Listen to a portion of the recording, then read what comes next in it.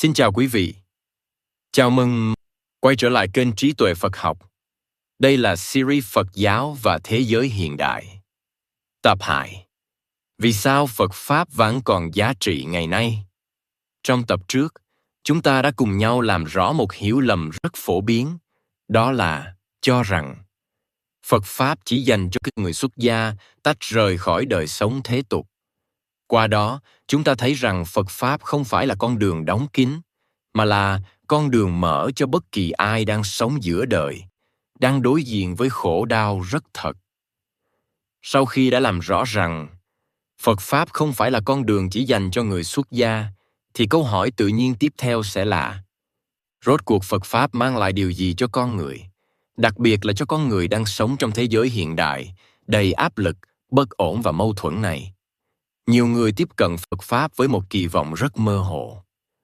Có người tìm sự bình an, có người tìm câu trả lời cho khổ đau, có người lại nghĩ Phật Pháp chỉ nói về đời sau, về tái sinh, về những điều nằm ngoài đời sống thực tế. Nhưng nếu nhìn vào cấu trúc giáo pháp mà Đức Phật đã thiết lập, có thể thấy rất rõ rằng Phật Pháp không được giảng dạy một cách mơ hồ hay cảm tính. Phật Pháp được xây dựng như một con đường có mục tiêu rõ ràng, có lộ trình rõ ràng và có kết quả tương ứng với mức độ thực hành. Theo cách trình bày truyền thống trong kinh điển, Phật Pháp hướng đến 3 tầng lợi ích khác nhau. 3 tầng lợi ích này không tách rời nhau mà xếp chồng lên nhau, giống như những vòng tròn đồng tâm. Con người có thể dừng lại ở một tầng nào đó, hoặc tiếp tục đi sâu hơn, tùy theo căn cơ, hoàn cảnh và chí hướng của mọi người. Trước hết là lợi ích ngay trong đời sống hiện tại. Đây là tầng lợi ích mà bất kỳ ai cũng có thể tiếp cận, kể cả người không quan tâm đến tôn giáo, không đạt niềm tin vào tái sinh hay đời sau. Phật Pháp, ở tầng này, giúp con người hiểu rõ hơn về cách tâm mình vận hành, vì sao mình khổ, vì sao mình bất an, và vì sao những cảm xúc tiêu cực cứ lặp đi lặp lại. Khi hiểu được điều đó, con người bắt đầu biết cách điều chỉnh phản ứng của mình, biết dừng lại trước khi bị cuốn theo tham muốn, sân hận hay lo âu. Kết quả rất thực tế là tâm trở nên ổn định hơn, đời sống tinh thần bớt căng thẳng, các mối quan hệ bớt xung đột. Đây không phải là điều gì huyền bí. Đó là kết quả tự nhiên của việc sống có chánh niệm, có tỉnh thức và có trách nhiệm với hành vi của chính mình. Quan trọng hơn, tầng lợi ích này của Phật Pháp không đòi hỏi niềm tin mù quáng. Đức Phật không yêu cầu con người phải tin trước rồi mới được thực hành. Ngược lại, Phật Pháp khuyến khích quan sát, trải nghiệm và tự mình kiểm chứng. Khi tham khởi lên, tâm bất an. Khi sân xuất hiện, tâm nóng bức. Khi buông được một phần tham sân, tâm nhẹ đi. Đây là những điều bất kỳ ai cũng có thể tự thấy trong đời sống của chính mình. Vì vậy, Phật Pháp ở tầng này hoàn toàn phù hợp với con người hiện đại. Những người coi trọng trải nghiệm thực tế hơn là niềm tin áp đặt. Tầng lợi ích thứ hai của Phật Pháp hướng đến tương lai lâu dài của con người. Khi chấp nhận nguyên lý nhân và quả, con người bắt đầu thấy rằng đời sống không phải là một chuỗi sự kiện ngẫu nhiên. Hành vi, lời nói và ý nghĩ đều để lại dấu ấn và dẫn đến kết quả tương ứng. Từ nhận thức này, Phật Pháp thiết lập một nền tảng đạo đức rất rõ ràng. Không sát hại, không trộm cắp, không lừa dối, không làm tổn hại người khác, không phải vì sợ bị trừng phạt, mà vì hiểu rằng những hành vi ấy tất yếu dẫn đến khổ đau cho người khác và cho chính mình.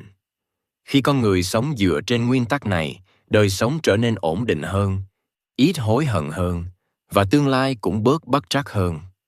Điều đáng chú ý là tầng lợi ích này cũng không đòi hỏi phải sống đời xuất gia. Người sống giữa gia đình, xã hội, với đầy đủ trách nhiệm và bổn phận, vẫn có thể thực hành trọn vẹn. Phật Pháp không yêu cầu con người rút khỏi cuộc đời để sống đạo đức, mà dạy con người sống ngay trong cuộc đời này với sự tỉnh thức và trách nhiệm. Chính điều đó làm cho Phật Pháp không xa rời thực tế, mà gắn chặt với đời sống hàng ngày. Tầng lợi ích thứ ba là mục tiêu rốt ráo của Phật Pháp. Đức Phật nhìn rất thẳng vào bản chất của đời sống và chỉ ra rằng dù đời này có an ổn đến đâu, Dù tương lai có tốt đẹp đến mức nào, thì tất cả vẫn nằm trong vòng sinh, già, bệnh, chết. Chừng nào con người còn bị chi phối bởi tham, sân, si, chừng đó khổ đau vẫn còn tồn tại dưới những hình thức tinh vi hơn. Vì vậy, Phật Pháp không dừng lại ở việc giúp con người sống dễ chịu hơn, mà chỉ ra con đường chấm dứt hoàn toàn khổ đau. Đó là con đường đoạn trừ tận gốc vô minh, không còn bị trói buộc bởi sinh và diệt. Con đường này đòi hỏi sự tu tập sâu sắc, bền bỉ và có hệ thống. Chính vì thế, đời sống xuất gia tạo ra những điều kiện thuận lợi hơn để đi trốn con đường ấy. Nhưng điều quan trọng cần nhấn mạnh là Phật Pháp không bao giờ nói rằng chỉ có người xuất gia mới có khả năng giải thoát. Sự khác biệt nằm ở điều kiện sống và mức độ dấn thân, không nằm ở khả năng giác ngộ hay giá trị của con người. Nhìn theo cách này, có thể thấy Phật Pháp không phải là một hệ thống niềm tin đóng kín, cũng không phải là một học thuyết chỉ nói về những điều xa vời. Phật Pháp là một con đường mở, cho phép con người dừng lại ở bất kỳ điểm nào phù hợp với mình và cũng cho phép đi xa hơn khi đã sẵn sàng. Chính cấu trúc này làm cho Phật Pháp vẫn giữ được giá trị trong thế giới hiện đại, nơi con người có rất nhiều nhu cầu khác nhau, nhưng cùng chung một khát vọng là giảm khổ đau và sống có ý nghĩa hơn. Trong tập tiếp theo của series Phật Pháp và Thế giới hiện đại, chúng ta sẽ tiếp tục đi sâu vào một câu hỏi quan trọng khác. Tu tập là chỉ để lo cho bản thân mình, hay còn liên quan đến người khác và xã hội xung quanh? Xin cảm ơn quý vị đã đồng hành cùng kênh Trí Tuệ Phật Học. Xin chúc quý vị luôn mạnh khỏe, an nhiên giữa đời thường. Hãy nhấn like và subscribe kênh để không bỏ lỡ những nội dung hữu ích tiếp theo nhé.